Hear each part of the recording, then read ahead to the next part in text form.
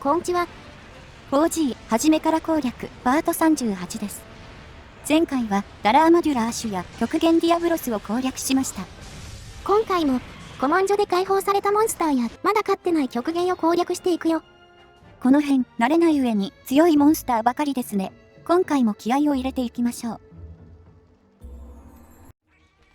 さて、それじゃあ早速やっていこうか。まずはタケリハゼルブラキディオスからだ。古文書7冊目で解読されたモンスターですね。ブラキの特殊個体です。基本的にはでかくなったブラキなんですが、一つ厄介な特性を持っています。とりあえず見てみればわかるね。じゃ、溶岩島へ行こう。早速発見されました。特にムービーとかは用意されていません。こいつって結構変わった立ち位置にいるよな。メインモンスだから特殊個体がいるのはわかるんだけど。アイスボーンにもいるんで、今でこそ一定の存在感がありますが、ブラキ自体は特別強大でもないですからね。他のパッケージが希少種やら極限やら出てるので、何か用意しようと思ったのかも。こいつは簡単に言えば、きつい環境で育ったから、本体も年金も超強くなっちゃった個体だね。それはゲームでも反映されてて、年金が活性化した部位は真っ赤に発光してるよ。通常ブラキも活性化した部位で攻撃すると、即爆発していましたが、この子は部位を殴っただけで爆発します。もちろん当たれば吹き飛ばされます。厄介なのはその威力だね。物理攻撃より年金の爆発の方が全体的に痛い。部位を殴った時に発生する爆発と飛びかかりが同じ威力だったりするよ。それと動きは緩慢になってますが、その分肉質が硬くなっています。弱点と呼べるのは頭だけです。爆発に巻き込まれないためにも頭を狙いたいですね。ただ適当に狙っても当てづらいんだよな。全体的にでかいから距離感をミスりやすい。頭にスカって腕に当たってカウンター爆発を食らうのがあるあるだよ。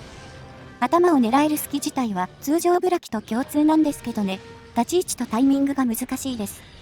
体験であれば居合をつけてスタンが狙えるんだが、今回は初動ミスっちゃったからな。うまくいけば最初の発見怒り以降の1ターンでスタンまで持っていくことができるよ。今回は横回避をしてタイミングずらしちゃいましたね。満足に頭を殴れませんでした。スタンが遅れると地形に邪魔される確率が上がるので、入れるときは慎重に行きましょうね。この辺とか怖えな。溶岩に突っ込まれたらたまらないぞ。ブラキはダウンすると大きく横に吹っ飛びますからね。でかいから追いかけるのも一苦労です。通常個体でもその傾向はありましたが、スタン中の攻撃方法も気をつける必要があります。あ、ちなみに猫飯は長靴をつけてるよ。このクエになれるまでは長靴おすすめ。防御650くらいだと体力満タンなら一発耐えられることが多いんだよね。タメやスタンで溶岩の上にいるといつの間にか一撃圏内になってたりしますね。フィールド中央がへこんだ時にも役に立ちます。少なくとも我々は何回か助けられました。本当はもっと連動を上げて素早く倒したいところだが、こいつばかりに時間使うわけにもいかんしな。この子は練習とか全然したことありませんもんね。防具をちょっと作っただけです。一応ブラキ武器が最終強化できるんだが、爆破属性は競合が多くてな。最たる例が総中根だ。いくら紫40あろうとペダンには勝てん。爆破自体便利属性扱いですからね。属性値だけ高くてもあまり魅力的ではありません。さ、怒り方向ですね。これは貴重なタメさんのチャンスです。ようやく最初のスタンが来たな。腕が赤くなってるのがめっちゃ怖い。年金の爆破はダウンだろうがお構いなしですからね。吹き飛ばされるとチャンスを潰されてしまいます。一番気をつけるべきは横ペチだね。適当に繰り出すとまず腕に吸われちゃうからな。スタンと起き上がりには絶対にタメを入れたいね。これだけでだいぶタイムは変わってくる。臨界は分かりやすいタメチャンス少ないですからね。先行は効くものの罠は無効ですし、通常ブラキは落とし穴がかなり有効だったので、それがないのはしんどいところです。あってもカウンター爆発があるからあんまり活かせない気もするけどな。で、改めてプレイを見ると距離感つかめてないな。バットをスカりまくってるぞ。こればっかりは数をこなして慣れるほかないでしょうね。とりあえず今回は完走を目指しましょう。一撃が重いので長引かせたくありませんよ。そうだね。せめて10分針を目標にしようか。それなら多少下ってもいける気がする。ひとまずはこの攻撃後はチャンスだ。角に弾かれましたね。おまけに地面が陥没しました。しゃあない、ここは戻って回復だ。例によって支給品はめっちゃ豪華だよ。支給用の飛躍ももちろん、サブタゲの達成で大粉塵もありますね。これは回復 G より効果が大きいので、飛躍と並んで非常に有用です。今作の大粉塵はめっちゃ入手面倒だからね。支給されてる分はありがたく使おう。さて、第2ラウンドです。ここが陥没してるの不安なので戻していただきたい。角を地面に突き立てる行動を待ってはいるけど、これどう対処するのが正解なんだろう。陥没を防ぐことは不可能なので、臨機応変にやるしかないんですかね。スタンの位置だけは気をつけたいところです。段差付近で倒れられると疲ることがあります。足だけ段差上の判定だったりすると、倒れた頭も空中にあることになるからね。他の部位を殴ろうにも年金があるし、チャンスがチャンスにならないんだよな。この子、体験とかガンナー以外どう立ち回るんでしょうね。属性の通りも頭以外悪いし。こいつに限らないけど、過去作は武器相性が極端なモンスが多いね。怒り中は転倒もしないし、リーチの短い武器はどうしようもないよな。あ、これやってくれましたね。これで地面が浮き上がってきます。この地形の変化の仕方、ちょっとチャッチーよな。当時の技術力の限界なんだろうけど。当時ですら違和感ありましたけどね。戻るときが特に。あら、と思ったら速攻で戻されてしまいました。これはひどい。まあ、もう慣れたけどさ、やっぱり長靴術つけてきて正解だった。そもそも、ここの地形にいない方がいいのかなこれ。変動するたびに行動キャンセルされるのも鬱陶しい。攻撃が中断されるだけで面倒ですけど、地面を爆破する攻撃に巻き込まれかねないですね。あ、よだれ垂らしてる。疲労したか。疲労中は大チャンスではあるんですが、簡単に反撃を取れるのは威嚇くらいですね。年金は相変わらず活性化してるので、カウンターをもらわないようにだけ注意しましょう。この最中は、バットを確実に当てていきたいかな。1クエでスタン2回くらいなら全然狙えるからね。タメさんをバシバシ当てられるならそれでいいんだけど、慣れないうちは確実に削りたい。どのみち攻略中の段階では、いいタイムも狙えませんからね。さて、1回目からそれなりに殴ってはいますが、疲労中に2回目のスタン取れるでしょうか。さて、どうかな。取れた、けど、ここから段差上まで行くのかよ。ああ、恐れていた事態が起きてしまいました。これ、強なぎは頭に入らなさそうですね。浦木のダウンはジャンプしたかのように吹き飛びます。なぜこんな追いかけづらくしたんでしょうか。重粒子は全般そうだけどな。で、起き上がりのためもミスっていくと、もうちょっと踏み込まないとダメだったな。今のも段差上で頭の判定がいつもより高くてミスっちゃいましたね。地形のせいで無駄に頭に当てる難易度が上がります。これが溶岩島でやりたくない理由です。こいつ、樹海に出てくれればな。設定的には火山地帯に出るべきなんだろうけど。ちょうど切れ味が落ちたところで、時間的に疲労もそろそろ終わりですね。せっかくのチャンスではありましたが、色々と運が向きませんでした。スタンするまでは結構良かったんだけどな。この変化する地形に付き合わない方がいいかもな。ですね。戻るのを待っていても結局運次第ですし。いずれにしてもここからはガチンコ勝負になります。引き続き頑張りましょう。いつの間にか10分針突入か。あまり悠長にはしてられんな。この地面を爆破するのを連打されるとやることがありませんね。これ、近接だと対処法ないよね多分。爆発の範囲的に振り向き狙うのも無理だし。本体も前後の隙がありませんからね。モンスター側の出し得行動になってます。で、ひとたび繰り出せば地面は陥没と、ほんと好き勝手やってくれるよ。これさえなければ、広々していいマップだったんだけどな。色々と台無しだよ。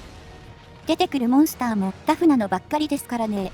ダブルクロスまで色々と苦労させられたマップでした。あ、腕が壊れた。これは報酬的にありがたい。そのまま怒り方向だな。これもチャンス。終わりました。最後は綺麗に決まりましたね。タイムは14分ちょいか。全然早くないけど、一応目標はクリアだな。臨界ブラキは、剥ぎ取りが4回になるよ。出てくるのは、通常ブラキの素材ばっかりだな。臨界固有の素材は4種類だけですが、どれも妙に集めづらいんですよね。中でも、撃滅剣はストッパーになりやすいです。入手経路が腕破壊 60% のみなんですよね。そのくせ、武器強化に3つとか使うからね。これなんとかならんかったのか。ブラキ武器に手が出なかったのは、素材集め周りの事情も大きいんだよな。むしろ、防具の方がよく使ってますね。ブラキウムの銅は最終環境でも使われます。闘魂ミスロさんのやつだね。このデータでもいずれ作ることになるだろう。さて、それじゃあ次のモンスター行こうか。ついに奴が来ますね。どうなっちゃうんでしょう。じゃ、やりますか。受注前から気が重いぜ。これで大体わかると思いますが、最後の極限をやっていきます。ついに来ちゃったね。極限ガララージャラーシュ様だよ。ただでさえあれだったガララーシュが極限か。これは香ばしいね。この子もまた不思議な存在ですよね。極限としては唯一の 4K 出身モンスとなります。4K からチョイスされるのはまだわかるんですが、なんでよりによってアシュなんでしょうね。ちょっと意図的なものを感じなくもないよね。アシュがあれだけ面倒な調整されてるところを見るとさ。クエスト自体は他の極限より格下扱いされてますね。報酬金が他のクエの3分の2くらいになってます。ただもちろん、モンスターの強さとは全く関係ありません。これはお見せした方が早いでしょう。じゃ、瓶貯めたらやっていきますかね。無事に終わることを祈る。初期位置はここです。瓶と石の準備は事前にしてあります。チャークなら瓶をフルで貯めていくの推奨だよ。最初に調湿をぶち込むと解除が楽になる。というわけで、最初の調湿行きましょう。ちゃんと硬化してない尾の先から入れるぞ。極限ガララ戦においては、これが一番重要ですね。後ろ足から下が弾かれない部位になります。胴体はすべてダメージカット部位なので、ヒット数重視で瓶を当ててもなかなか解除できません。調湿を打つ機会はあまりもらえないからね。1回を大事にしないと時間がかかる。とりあえず、最初の解除はすんなりいきました。2回目の調湿も確実に入れておきましょう。で、解除しても全く楽にならないよ。むしろ解除モーションがないんで、チャンスが減るまである。とにかく、体力を満タン近く保つことを念頭に、当てられそうな攻撃を当て、避けられそうなら避ける。基本、真面目に対応しようと考えない方がいいです。対応できるように作られてないので。一瞬動いただけで発生する削りや、一瞬で逃げられなくなる囲い込みが脅威です。いちいち尻餅つかされるのが最高に面倒なんだよね。チャーク使ってるのもあるんだけど。この子との戦いはどうなってるのかわからない、と感じることがとても多いです。動きが一瞬だったり分かりづらく、何に当たったのか判別できない時があります。そんなわけで、できる範囲で戦っていこう。細かいことは気にせず、無心になることが重要だよ。ちゃんと攻略しようとすると気が狂いますね。全体的にめちゃくちゃな作りになってるので。プレイヤーの心身と 3DS へのダメージを避けるため、不思議なことがあっても動じない心構えが必要です。あ、ちなみに、さっき解除モーションがうんぬん言ったけど、厄介さは極限状態の方が上だからね。極限は弾かれもあるけど、恐竜症が厄介だね。なかなか克服させてもらえないから。ガララーシ、攻撃力普通に高いんですよね。攻撃頻度の割に一撃が重いです。おまけに削りの頻度と威力も高いので気づいたらおつけん内になることもよくあります。この吹っ飛び方向もいやらしいよな。しっかりハンターが困る方に巻き込んでる。本当にみるみる体力が減っていきますね。さっさと倒さないと回復が持ちません。グレートじゃそもそも追いついてないな。回復の隙を的確に狙ってくるし。とりあえず囲い込みからの突き上げだけ食らわないように気をつけよう。今の一瞬で2割くらい減りましたね。この削りだけ本当に勘弁していただきたいです。で、このブレスも忘れてはいけない。跳ね返りをケアするあまり跳ね返りを食らったりする。水属性やられも最高に厄介だよ。だいぶ追いかけっこさせられるからね。囲い込みからの脱出やガードがしづらくなっちゃうので、良い子は打ち消しを持ってきましょう。打ち消し飲んでる間に追加のブレス打ってきたりしますけど。いつの間にやら再局したか。ただこいつの場合、極限してもあんま印象変わらないな。通常値がそもそもやばいですからね。動き自体もあんまり変わりませんし。それと対象があればダメージを結構抑えられます。通常値より安全とまでは言いませんが。元からゴリ押ししかする気ないから助かるよね。強制弾かれだけやらないようにしよう。銅にさえ当てなければ通常時と殴る場所は同じです。尾の先の弱点に当てるつもりでいきましょう。やっぱり極限でも一線を隠してるなこいつは。攻防どっちも隙がなさすぎる。これで隠したぶってるの腹立ちますね。ヤバさだけならオウガより数段上に感じます。オーガとかディアが極限最強だとすれば、こいつは最悪だね。マイナスとマイナスをかけるとプラスになるはずだが、こいつはマイナスの極値だよ。ほんとこれ、どういうつもりで失踪したんでしょうね。いろいろと謎が多いモンスターです。一回やれば終わりでいいのが救いといえば救いか。ギルクエに出ても誰もやらないと思うけど。ギルクエ個体がいたとしても、多分報酬は低く設定されるでしょうね。でもオンライン環境ならどうなるかわかりません。体力次第ではワンチャンハメ対象になりますから。まあ、拘束してタコ殴りにすれば関係ないもんね。考えても仕方ないが。今は目の前のこいつをどうにかしよう。もうすぐ対象も切れちゃうぞ。最極は今のところあまり殴れてませんね。本腰入れてピンを当てていきましょう。石切れたんで隣のエリアに退避してきたよ。慌てず騒がず行こうね。悪口はさっきのエリアで散々言いましたからね。ここからはちゃんとモンスターに向き合いましょう。だね。何事も言い過ぎは良くない。それに、こんなの周知の事実すぎて我々が言うまでもないしな。ガララーシュはモンハンシリーズで言えばかなり不遇のポジションですしね。現状、4G でしか出会えないのに出会いたくないっていう。で、ガララもこっちに来たか。ちょっと早いが、ちょうどいい。このまま進撃を解いで解除を狙いに行くぞ。じっくりとは言ったが、長引かせると不利だ。うまくダウンでも取れればいいんですがね。放っておくと縦横無尽に動かれます。ここみたく、ちょっと狭い方がやりやすいかもね。追いつけないほど距離取られるからな。よし、これはチャンス。うまく弱点にでも当たってくれ。いいですね。ダウン取れました。この部分は引っかかったので、前足に入りましたかね。前足は一番の弱点ですが、普段はほぼ狙えません。位置が高い上に、他の部位に座れやすいからね。今のはちょっとラッキーだった。今度は根質が尻尾の先にヒットしましたね。これは解除値も溜まってそう。よし、2回目の解除来たね。うまいこと殴らせてもらえたな。ハンターの近くで戦ってくれればまだ楽ですね。攻撃が届かないと一方的になるので、まだ気は抜けませんが。あ、尻尾が壊れたらしい。これはちゃんと殴れてる証拠だな。とはいえ、まだここから長い。全然油断できないな。体力自体結構多めに感じます。攻撃機会が少ないのもあるでしょうが。感覚としては、ディアブロスと真逆だね。あっちはもっと時間かかると思ってたんだが。7分ちょいで片付いたのは驚きましたね。あのテイクがうまくいってたのもありますけど。タイムは基本、肉質と攻撃機会で決まるので、それだけガララーシュは厳しい相手ということです。そういえ今回、落とし穴を持ってきてるんだよね。このターンで仕掛けたいな。これでめっちゃ時短になるわけじゃないんだが、上出フルヒットの機会を作れるのはでかいからね。仕掛けるならそろそろですね。もたもたしてるとすぐ再々局です。この辺かな。頼むからまだ移動するなよ。おとなしく近づいてくれるといいんですが、たまにブレスボットになりますからね。もうちょい進んでくれないかね。おお、かかったかかった。一応、頭の方に打っておこうかな。スタンが入りましたね。落とし穴の時間に被るのはややもったいないですが、落とし穴以外でスタンを狙うのも難しいので、そこまで気にしないでもいいでしょう。尻尾の先を攻撃できるのもありがたいね。解放ループを狙うのもありかもな。おお、再々局か。もうそんなに経ったのか。ちょうど2分くらい経ってますね。若干、落とし穴の時間と被ったようです。落とし穴をいい時に使えたとも言えますね。きちんと攻撃は与えられています。時間はもうすぐ10分経つ頃か。果たしてどのくらいで終わるのやら。さて、進撃が切れたので対象を使ってきました。アイテムを使うのにもかなり慎重になっています。ここまで来て落ちったら立ち直れない気がするよ。なんとしてもこのテイクで決めきるんだ。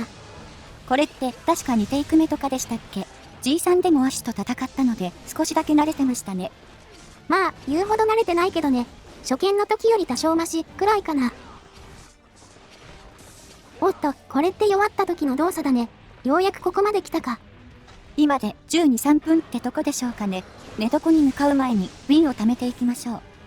休眠も貴重なチャンスの一つだからな。確実に寝起き調室を決めるぞ。さあ、ラストですね。進撃で少しでも物理ダメージを上げておきます。尻尾の先から後ろ足に流すイメージだ。ミスるなよ私。角度は良さそうですね。耐えるなよ。もうやり合うのごめんだぞ。ああよかった。終わってくれたか。ちょっとビビッとは最後。ギリギリ10分張りって感じでしたね。まあ、極限ガララでこれは十分じゃないですか。これで G さんに出る極限クエストは全部終わりましたね。みんな普通に強敵でした。久々に戦うやつばっかで新鮮だったわ。通常フィールドにいる極限がめっちゃ違和感あったけど。普段は樹海でしか会わないですからね。そっちの方がレアなシチュエーションではあるんですが。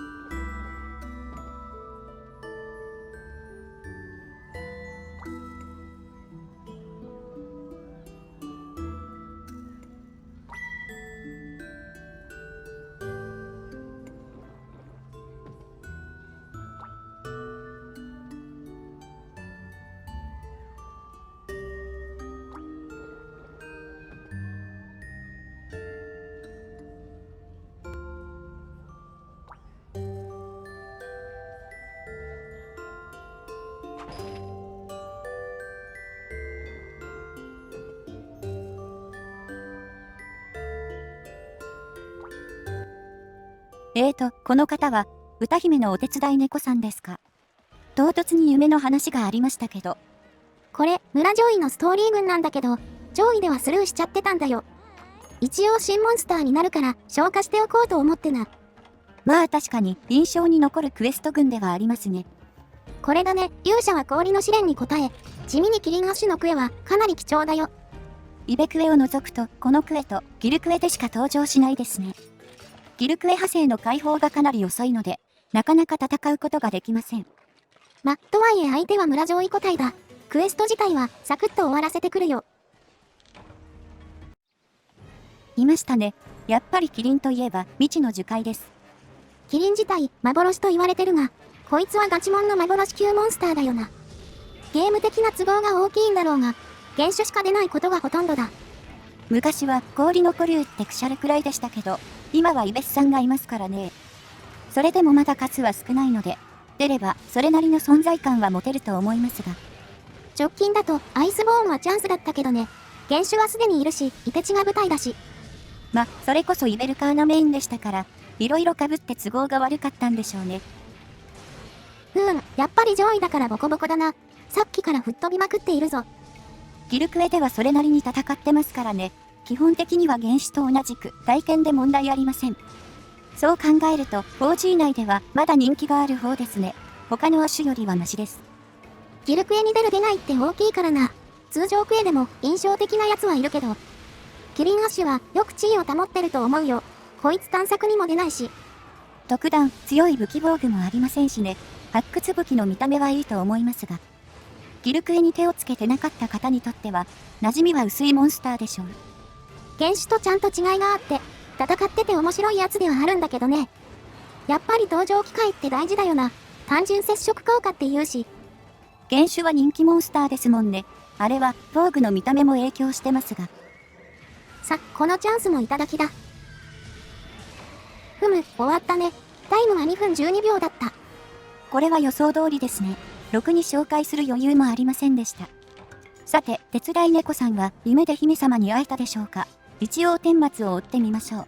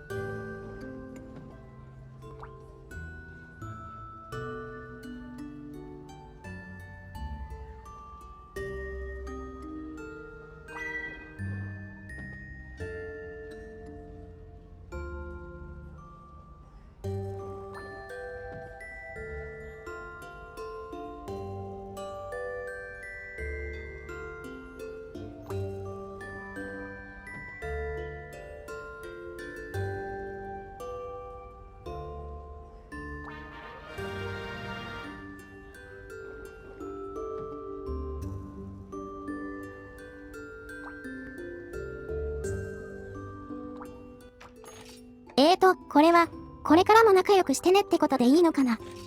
前置きをはしょってるのでオチだけになりましたが、これでアリーナのストーリーは完結ですね。解放されたまほろばの歌は、MH4 のメインテーマが元になっているらしいです。これ、ちょっと聞いたんだけど、よくわからなかった。今度じっくり聞いてみようかな。さあ、アリーナが落ち着いたところで、実はもう一つ進んだことがあるよ。最後、それを見ていきましょうか。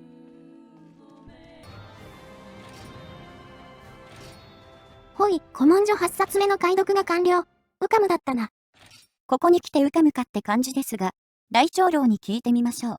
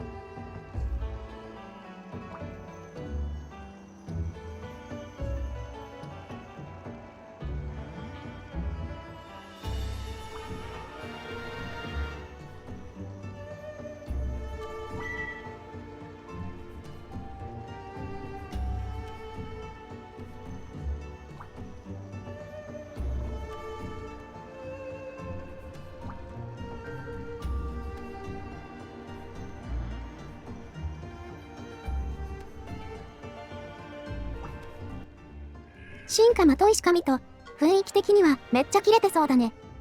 気になるところですが、そろそろ時間です。今回はここいらで締めましょう。今回は G 級モンスターは2体だけだったが、なんかどっと疲れたな。主にガララのせいだと思いますが、なんとか無事に超えられてよかったですね。極限ガララに関しては最初からヤバいと分かってたので、心構え自体はできていましたが、予想通りヤバいって感じだったね。あんまり心を乱されずに済んだよ。そして古文書も9冊目に入りました。いよいよ終わりが見えてきましたね。だね、やることはまだまだあるが、しっかりと攻略していくとしよう。ほいじゃ、次の動画で。またね。